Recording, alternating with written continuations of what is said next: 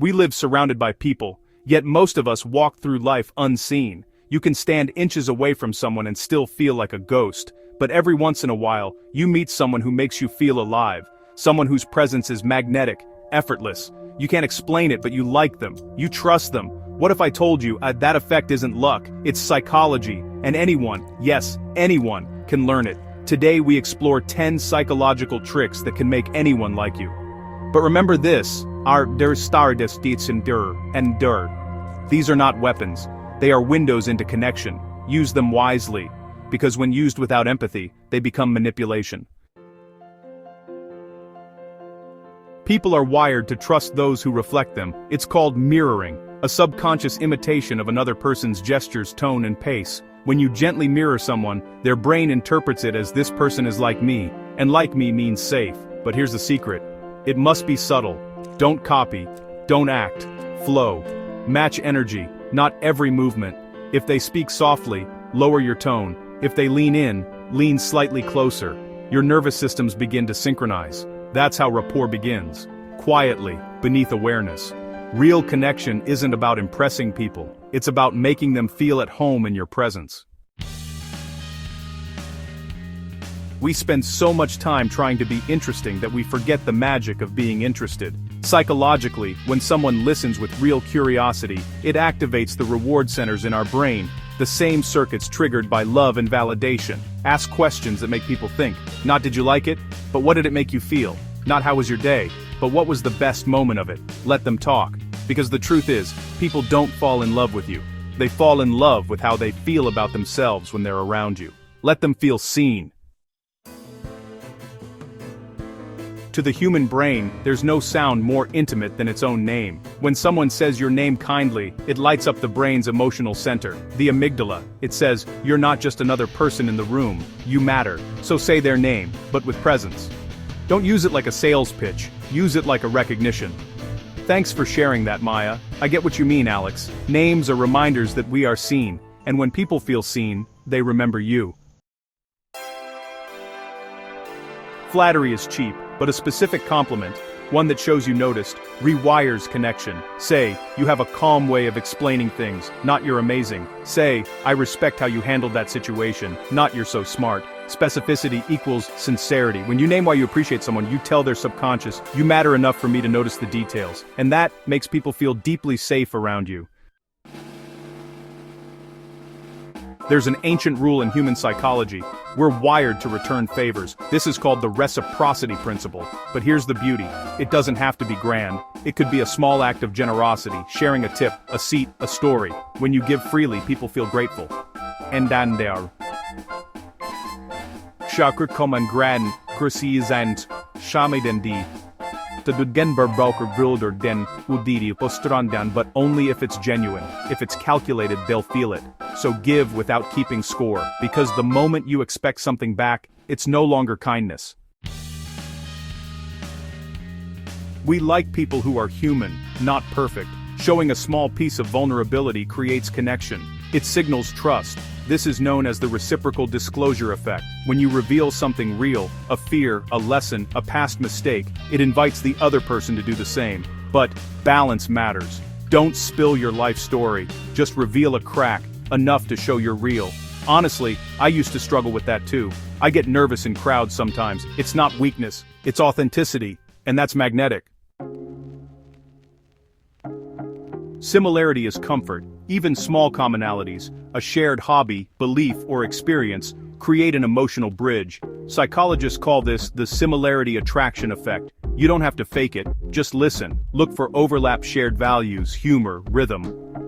When you say, I feel that too, or, I've been there, their brain releases oxytocin, the bonding chemical. It's the chemistry of connection, not manipulation, but resonance.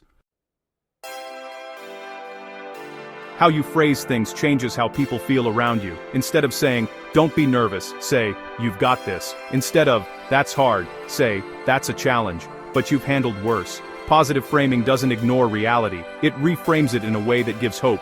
When your words uplift instead of drain, people's nervous systems begin to associate your presence with safety, and safety feels like love.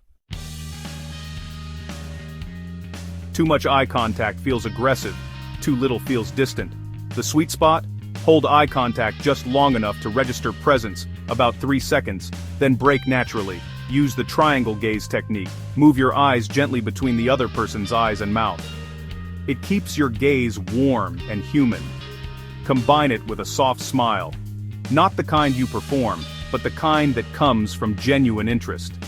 That moment of quiet attention says everything words can't. People rarely remember what you said, but they always remember how you made them feel. End every interaction with a small emotional uplift, a kind word, a thank you, a simple "I'm glad we talked." That last emotional note lingers. It becomes the echo that plays in their mind when they think of you. When you consistently leave people lighter, they'll crave your presence, not because you tried to make them like you, but because you reminded them what peace feels like. These 10 psychology tricks are not tricks at all. They are reminders of how deeply human connection is written into us. To be liked, don't chase approval. Create belonging. Be genuinely curious. Be present. Be kind without agenda. Because the most magnetic thing in this world is someone who makes others feel human again. You don't need to perform to be liked. You just need to be awake when others are unseen. And that, my friend, is the rarest form of beauty. It's hard to say exactly why you like someone. Maybe it's their goofy smile, maybe it's their razor-sharp wit, or maybe it's simply that they're easy to be around, you just like them. But scientists generally aren't satisfied with answers like that, and they've spent years trying to pinpoint the exact factors that draw one person to another. Below, we've rounded up some of their most intriguing findings. Read on for insights that will cast your current friendships in a new light, and will help you form better relationships, faster. Spend more time around the people you're hoping to befriend. According to the mere exposure effect, people tend to like other people who are familiar to them. In one example of this phenomenon, psychologists at the University of Pittsburgh had 4 women pose as students in a university psychology class. Each woman showed up in class a different number of times. When experimenters showed male students pictures of the 4 women, the men demonstrated a greater affinity for those women they'd seen more often in class, even though they hadn't interacted with any of them. Compliment other people. People will associate the adjectives you use to describe other people with your personality. This phenomenon is called spontaneous trait transference. One study published in the Journal of Personality and Social Psychology found that this effect occurred even when people knew certain traits didn't describe the people who had talked about them. According to Gretchen Rubin, author of the book The Happiness Project, whatever you say about other people influences how people see you. If you describe someone else as genuine and kind, people will also associate you with those qualities.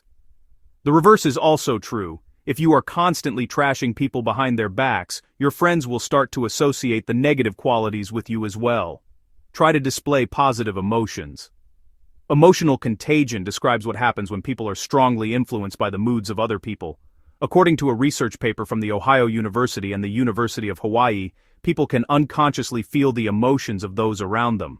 Be warm and competent. Princeton University psychologists and their colleagues proposed the stereotype content model, which is a theory that people judge others based on their warmth and competence. According to the model, if you can portray yourself as warm, i.e., non-competitive and friendly person, people will feel like they can trust you. If you seem competent, for example, if you have high economic or educational status, they're more inclined to respect you. Harvard psychologist Amy Cuddy says it's important to demonstrate warmth first and then competence, especially in business settings. From an evolutionary perspective, Cuddy writes in her book Presence, it is more crucial to our survival to know whether a person deserves our trust. Reveal your flaws from time to time. According to the pratfall effect, people will like you more after you make a mistake, but only if they believe you are a competent person. Revealing that you aren't perfect makes you more relatable and vulnerable toward the people around you. Researcher Elliot Aronson at the University of Texas, Austin first discovered this phenomenon when he studied how simple mistakes can affect perceived attraction.